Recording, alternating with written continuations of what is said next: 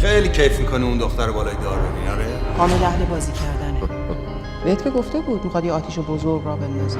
حامد خیلی سال پیش آتیش بزرگ رو انداخته برام. تو که باور نکردی این مزخرفاتو درباره من و نوید. خواهش میکنم دوباره شروع نکن.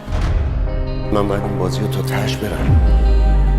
حامد من تو 33-4 سال هم دیگه رو میشناسیم از بچگی. در آخرین بار بهت میگم مباد بخوای شر بکنی که من بدتر شر میکنم. پرونده پیچیده شده. از فرشته بپرس اونم میخواد بره ته چاه یا نه.